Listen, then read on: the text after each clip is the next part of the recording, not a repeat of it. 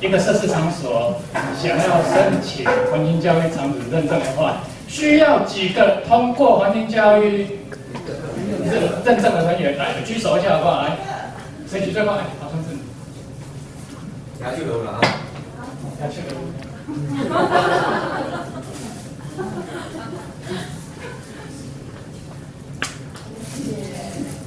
没有拿到没关系啊，等一下都会后都我们会长有特别交代，每个人都会有。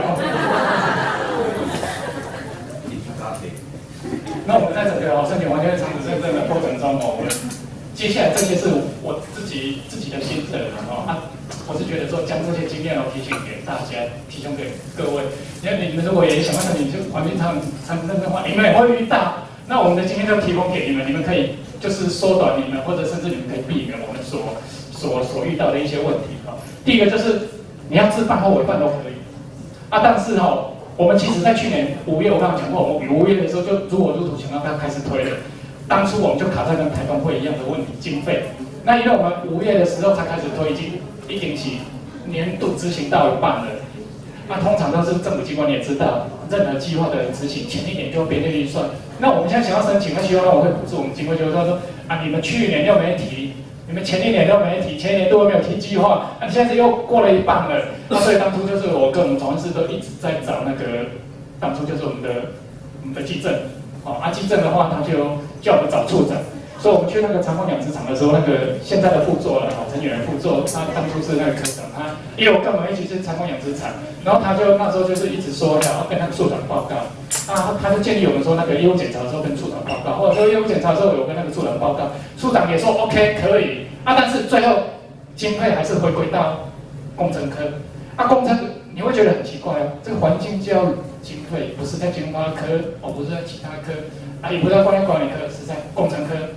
为什么？因为里面有一个生态工法，好奇怪然后工程科里面有一个就是宣导经费，就是那个40万的，像南投会的话就办那个你侬我侬的，澳门会的话就会办一些健行活动，就是那个40万的宣导经费。但是它有一个但书这40万你不能来委外，你不能来做硬体设施的改善。我就他们同事想说，那我40万是要干什么？那我们本来就是。环境教育我们又不懂，我们就是希望找一个专家来辅导我们，我们就是想要委外你40万什么都不懂，或者就是我们跟我们同事就是为了这个问题，我们从5月一直撑，5月、6月、7月、8月，撑到10月的时候，我就很大胆的跟我们同事讲说，走，来参来赶地，然后今天赶地位置，我们就是这样用自己去委外的，所以委外之后就发现了一个问题，第一个问题就是这个单位。他的专业度、服务态度、时机，我讲这个意思就是，有很多单位，我举例，像那个北水局有通过认证的关渡自然公园，南水局也有，我们去年在那个乌山头那边他们也通过认证，中部要有数量数地，所以中水局他们也有那个很有压力，所以他们目前在推的是鲤鱼潭水库开挖掘机开700-800万，委外。所以我讲就是，你去找这个委外单位的时候，那个金额可以很多，也可以很少。像台东会他们是干嘛？我们就农会有补助，就是我们农务中心这边在帮忙推。这是目前建议各会可以依循的模式，是对各会的财政。当然，你们财政比较健全的水利会可能就比较无所谓。如果财政水利想要推的话，你们可以找农务中心这边，因为他们会跟农会要经费。他们大哥他们的收费就很便宜，就相对那个特别700-800万的，700-800万他是怎样你知道吗？送件而已，帮你建规划书下后，交给你下，他就散了。能不能执行？我讲这个问题就是专业度。今年8月的时候，我们云林这边的第5个环境设施场所通过认证的，在中科污水处理厂，然后揭牌仪式的时候我有去。我知道因为他们当初从送审之后，一直到通过认证，花了将近3年的时间。通常就是送审之后，我们昨天我们会长也有报告，提出申请之后，要通过认证，还有一段很长的路要走。那这一段很长的路，有2年，有3年，有甚至有可能更久，都不一定。那这一段路的话，专业度很重要。为什么？中科污水处理厂他们有委办单位，因企业中科中科局这几年，政府机关这几年，他们的目的就是为了要打形象，所以我看这几年我定，就他们请了那个委办单位来之后，写出来的教案，他们根本操作起来就是卡卡的，怎么操作都是有问题。我跟各位报告我们申请房地产设置场所认证，我不是讲过了吗？有2个阶段，第一个是程序审查，就是书面审查；第2个阶段是现勘审查。现勘审查的时候，会有可能大概5个委员来，这5个委员来，他会看5大面向，其中一个他会盯你看你的教案施教的情形，也许把人下来，他也许对你的东西又不是很了解，他写出来的东西你怎么操作起来就是卡卡的、怪怪的，他们因为这样，你要弄黑科班出身，弄老师出身的，你也要改标改重在。你只要讲个2句话，操作一下，他都知道你熟不熟了。他们中科会注意谈，后来发现说，把人下教案怎么操作就是没顺。后来大概可能挣扎了1年之后，打掉重练自己写，自己一样套路去写。写错了之后，他发现说他们执行起来、操作起来好像还比较容易操作。他们因为这样就是后来就是陆陆续续的一直试教，就是花钱自己去住游览车去载好先来，要不然没有人要去他们那边载来，然后一直试教，最后他们才在今年7月通过。所以你们要委外的时候要特别注意，你不要去找到那种专业度不够的，你们可以从他们的实际里面去看，那个服务态度很重要，像我刚讲的那个鲤鱼潭那个厂商。就是签约的，反正我东西都把你送出去申请了，我的契约也结束了，他就拍屁股就不理你了所以如果你委办的时候要特别注意另外就是你要定的，你委办的时候定的那个项目还有进度也要特别小心这个就是我们目前所遇到的，因为我们本来就是其实我们也有委外了，因为我搞了，因为我们会长讲过的，我教案也不会写进去，就是不会写，不过现在。叫我们写，我已经写得出来了，就是所以我们当初定的时候，就是有跟对方商量，请他定项目，请他定进度，进度都还好，都不是我们定的，也如果是我们定的，因为我本身就不熟又不了解，去定出了他无法执行，到时候就双方比较可能容易有争执，就那黑东西定了，结果我们一言再言，那个黄大哥就知道了，我们聘请那个黄大哥来当我们的那个审查委员，我们一直在讲言。所以那个进度的时候，你们定的时候一定要合理一点。他们当初其实他当初给我们规划的时候，我们这委办案，他当初给我们规划的时候，就是说他要包到我们的履约期限是1年的我们是去年10月发包的，本来在今年的时候是要通过认证，没通过认证，以我所知道的那个人家都送审的都2、3年、3、4年，都有可能，你1年要把我们写教写经验说偷认证会不会有问题？后来他在我就这样好像对不起水利会了，人家帮我们通过认证我就建议他说，是不是写到那个通过那个程序审查就好？只要这个东西送出去现刊之前能够到现刊，那就算这个案子就好了。所以我们后来是改成这样所以说那个进度的话，你们可能要特别注意。另外就是。你一定要赶快成立你的服务团队，刚讲过的这个蓝波啦。你一个人去推的话，很容易就会有挫折或者怎么样。一个人也不可能全能，也不可能面面俱到，什么都知道。一定要赶快成立团队。一旦团队成立，你目标定下去之后，你会发现很快像我们从去年大概10月之后才紧锣密鼓开始去推这些从事这些文件教育，我们就工作团队成立之后。你会感觉有点水到渠成，就那个目标定出来之后就很快。你看我们已经受件了，所以那个团队一定要赶快成立。那你们成立之后，你们初期成立的话，就可以赶快收集你们场域的所有资料，把你们的特色找出来，里面所有的东西都找出来。因为这些东西关于你们的经营计划书的撰写，还有你们教案里面的你们教案到底你们的方向是什么，要怎么操作。你们的特色那些都很重要这所以说前置阶段的工作其实是很重要的这以后让你们赶快成立团队整个业务才能够顺利的推动不然大家会推卸责任就会当然接下来这个是关键的。那我们会的话很幸运，就是我们的会长非常重视然后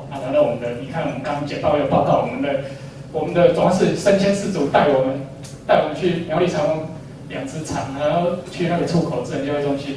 所以说高层支持与否非常重要，上行下效，风行草原，要说服你的高层支持。你如果想要申请环境教育认证的话，这条路你们走得比较轻松。那接下来就是你要跟环保局打好关系。刚在讲报上一堂课讲报的时候，你有没有发现好多那个环保局的一系列的课程我们都有参加？为什么？因为我自从就是去年5月，我们主管汇报会长才是说申请环境教育场址认证之后，我就去找环保局综合计划科的科长，我现在跟他做马结，然后就跟他说我们有这个强烈的意愿。然后就是因为在我们去年他开始申请的时候，因为当初云林县这边通过环境教育场址认证的，其实只有一个单位，就是昨天帮你们上课的那个环境保护馆。他自己觉得很大惨，那其他县市有举例好的，像我们南投县的话，就十几个、11个点通过了，云林才一个，这实在是太丢脸了。然后他这个怎么推，他也不熟，所以说他当初我们去年去找他的时候，他就跟我讲说，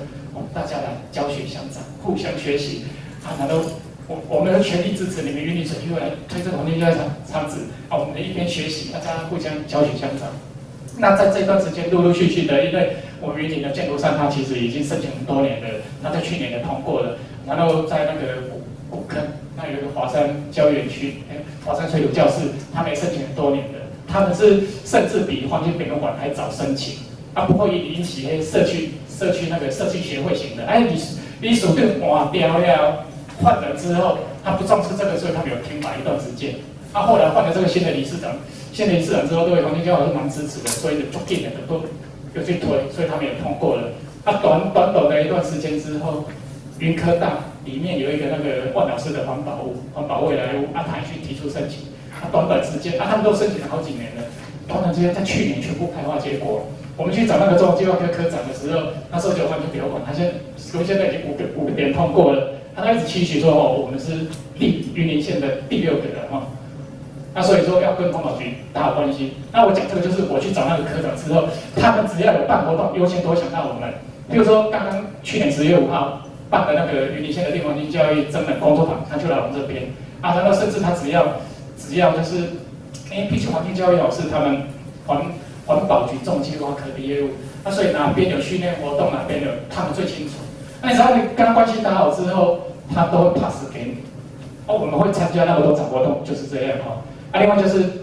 多去参观其他场域，像我们就去参观养殖场出口自然教育中心我们有去参观华山水土教室那个我们一起再去看建商我们也去参观过了。我讲这个意思就是说，你多去参观别人的，然后你才有想法，你才会知道说你自己的场域。你的场域你未来要怎么经营接下来就是可以多上这个网站这个系统，你只要打环境教育第一个跳出来一定是这个系统。这个系统里面刚刚环境教育认证我不是讲说你们可以上去查你的学分够不够你的8大领域里面你的哪个领域，那个领域里面有什么科目，通在这个系统里面一目了然，而且这个系统里面有详列的所有的各个已经通过环境教育的机构通过环境教育的场址你都可以进去看他们然后另外还有就是，它这个系统里面就是受训的讯息都会抛在上面你可以查哪个学校什么时候在开36个小时的，在开120小时的，你们要上课的话都可以去这里查它就是这个系统另外就是环保局它为了落实这个业务，它有北中南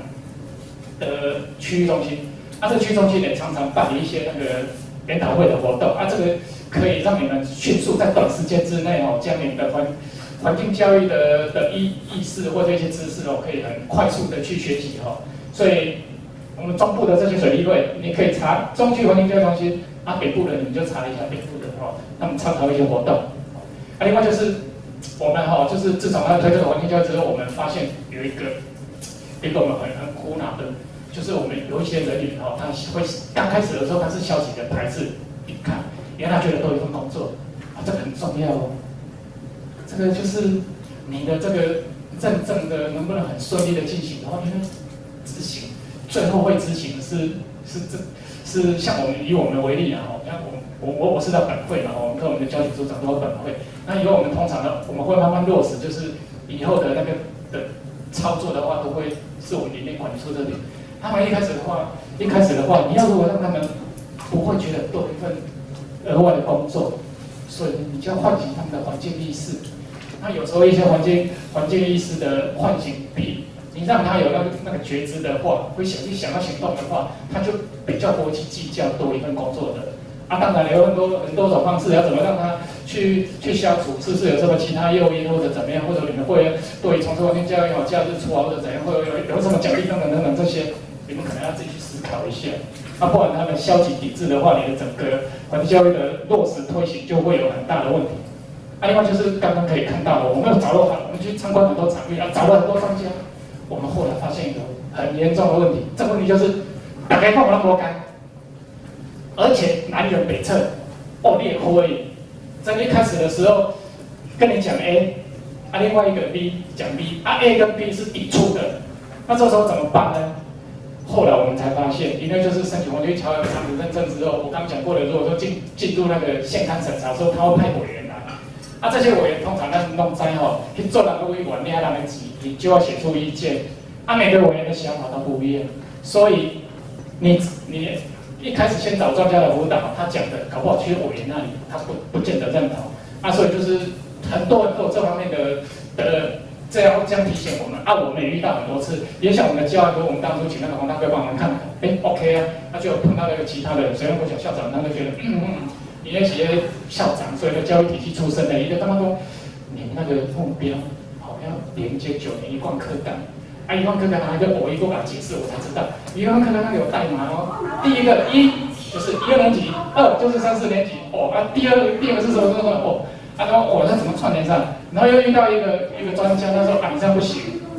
我们那个台北市立教育大学，我们这一次为什么认证的时候，等一下我们教会我们教育组长会跟大家报告，我们这一次的教会完全锁定在这个馆内，我们户外的很多那些动态模型、报告纸，我赶快赞为什么教案还没延伸到哪里？就是有专家说，你们设定的对象就是户外的话，那个安全，你要怎么保障他们的安全？你走干线的最要多点，不小心掉下去怎么办？有安全疑虑，所以你会发现说，每个专家讲对，好多讲的都不一样，那怎么办呢？自己看着办另外就是要特别提醒大家，我们就是犯了一个错，大家有没有看到我们门口那座鸟有盖的屋顶？其实这是不好的。因为环境教育场所认证的话，它很忌讳你为了申请认证而去做一些人工设施。那我现在我现在是很伤脑筋，说我们认证之后要怎么去跟他们沟通，说我们做这个人我目前的想法是说，我们这是负面教材，就是说我会朝负面教材去跟他说明看看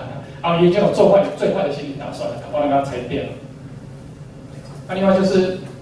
希望说大家如果说要申请认证的话，我的感触因为我不要像那个我刚刚讲的有好几个场域送审之后资料在那里来回补来补去建议就是准备好之后才送件不要急着提出申请，因为你要是不是很齐全的话，人家会觉得你这个单位怎么送的好像不是很完整，就对你这个单位的印象就先打折扣那就不是很好另外就是找专家帮忙这些都是曾经辅导过我们的包括我们的农工中心我刚才一直强调的环保局环训所环保局像我们云林还有环境教育议题辅导团我们附近的云科大、台中教育大学的苏婉老师林瑞教授云科大我们的温老师还有郭老师台北市大学的高老师、水东国小蔡校长、农委会的陈博士就有这些。我们目前都还有很密切的在互动，所以建议你们说要申请的话因为那毕竟不是环境教育科班出身的，多找这些人的话会提供你很多你意想不到的想法另外就是你要申请环境教育场址认证的话，你要是有建筑物的话，你需要做耐震评估我为什么特别把这个列出来，你知道吗？因为当时我们一开始我知道说做耐震评估之后，我一开始是找的就是新建我们这一栋5路馆的建筑师，他跟我讲说，你要申请环境教育评估的话，要申请耐震评估的话，大概费用差不多100-200万，我听到那么可怜我申请环境教育一个耐震评估要那么多钱，因为原来他所讲的是详细评估，因为按照模式，按照 model，然后怎么样，啊，或者就说这个很丢。啊，然后我去问很多场域，有的场域说，他们去认证的时候没有认证评估，有过关。啊，有时候要，就是莫衷一是，你知道吗？或者就是你会发现说，其实越早认证的话，你看微管就是一开始的加速不是那么多的时候，它会比较瘦。现在越来越远了。认证评估好像是一定要的。我们后来就是一直找到最后才发现说，有一个最简单的，就是目视的去放款，应该这是安全无虞的。目视的叫做初步评估了，6000块，就是你要请他签个名这样。所以我们做的是这个初评6000块。另外就是各位如果说要开始写教案的时候，有很多细节都要特别注意。昨天的时候，我们会长建议大家可以办教案比赛啊，可以找老师写，找老师最快。那昨天的那个，我一直举那个环境比较晚就是我们云林县已经通过的这个5个场域里面最用心、最积极然后熟悉度最高他们也要展演的。很厉害的这长官长，因为我从他身上真的学到蛮多，他讲的东西都是真正见血，而且都非常符合我们需要。像有些场馆你会发现说，好像我们还比他厉害这当然是其次所以我要讲的就是，那个张场馆就是因为他本身是老师出身，所以教案就好下来，难怪他会第一个通过。他告诉我说，他们那时候教案写的时候，A 老师呢。一老师下来教，结果他们去送审的时候，那个专家来的时候说：“你这个不行，这全部不对，应该怎样。”他自己也愣住了，说：“老师，我下教案，我专门科你给我说不行。”原来那所有的教案就是一般学校的教案跟环境教育的教案其实就有一点点不一样。这所谓的不一样，就是要跟环境勾稽，他就是缺少跟环境勾稽。后来他也是一模一样的东西，他只是顺序调一调那个用词语汇调一调。一闪环境不要管，为什么第一个通就一人不会下来呢？所以你们可以教的话，可以找老师帮忙转写。你老师来到你的场域，你得详细介绍你的场域，让他的非常清楚你的场域。然后你告诉老师你想要做什么，老师就帮你写得好好的，这是最快的。另外就是教案里面你的目标我是建议说，很多人不会写目标没关系，你就9年1贯课纲贴出来，然后看看哪些符合你的，你就把它列上去也可以。就可以当成你的目标了。那接下来就是你的教案一定要有学习单，因为环训所就是很重视说，他要知道说你这个教案操作下去之后，来参访的人他的学习成效有没有觉知敏感度那6大目标里面他到底是来了之后有觉知敏感度，还是来学习之后回去之后会增加的knowledge或者回去之后会有行动力，他会看所以要有学习单。另外就是你这个教案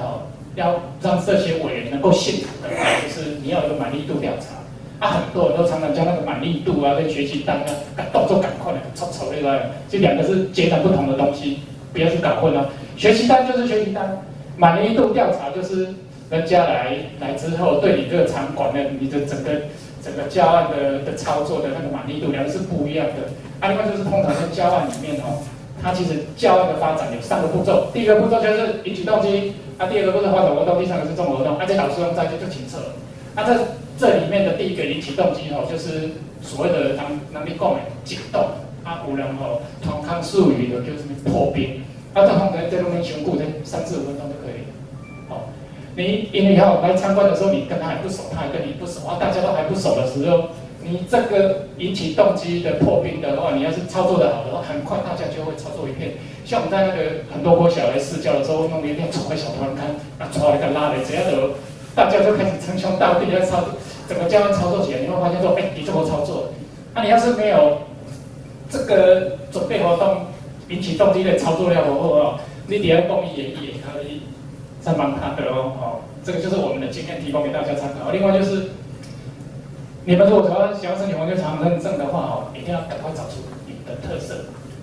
到底是像我们这边的话，就是我们附近的紫斑蝶有发射鸟，我们这边很有名的，我们会长刚昨天有报告的八卦池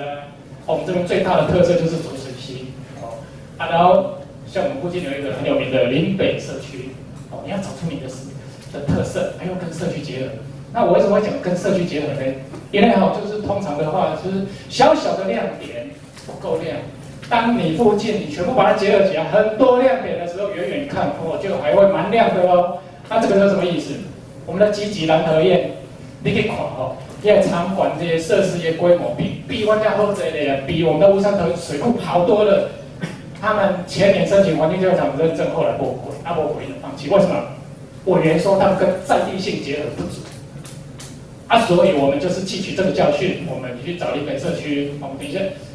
还有一个简报哈，另外就是我本来是准备2个简报，第2堂课的那个简报的话，我现在可能就大概因为碍于时间的关系，我就大概没办法操作了。不过那个简报的话，我们有里面就是我们家会有截取一些出来。我本来是想说将那个简报就是现委员来现看的时候，我预计要做的简报了哈，要报告给大家。不过我等一下用快速动作让大家看一下。另外我要跟大家强调，就是说，导览解说，刚刚上一堂课也强调了哦，不等于环境教育，这些每个老师都会提的，你们只要去受训，老师就会提。他为什么建议我们说，环境教育的认证这么多管道，不要去经验，不要去用那个认证，用学历就好，用受训就好。做这人讲我导览解说做这几年，所谓的导览解说，我举例了哈，今天这里我们去高敏湿地好了。你高敏湿地的话，那刚好看到一只鸟，那高敏的解说，高敏的导览解说，注意看到这个湿地是怎么构成的哈。那这只鸟，这只鸟，你看它的嘴巴，然后那羽毛这样，所以它就是什么鸟，然后它有什么特性的，这个就是导览解说。那环境教育，你讲这样的话哦，他会觉得你不是在做环境教育。环境教育讲的是什么？环境教育要讲这个栖地。这个栖地为什么会有这只鸟？因为这个栖地如果怎么样，这只鸟可能会怎么样？那个才是环境教育。所以跟大家报告，导览解说不等于环境教育，这个很重要哦。接下来就是因为我们有找了很多专家来帮我们辅导，我们自己就是这样从完全无知然后就慢慢有一点点认识，就跌跌撞撞，然后很多专家有时候就是给我们的一些，就让我们很无法接受的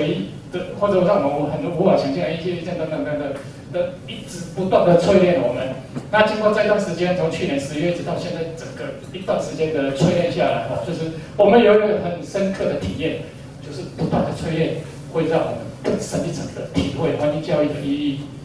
现在这是我自己想的啦，因为我们去参观那个雾山头水库之后，其实我那时候就觉得，雾山头水库它的整个嘉南水利会这一个但是它的整个环境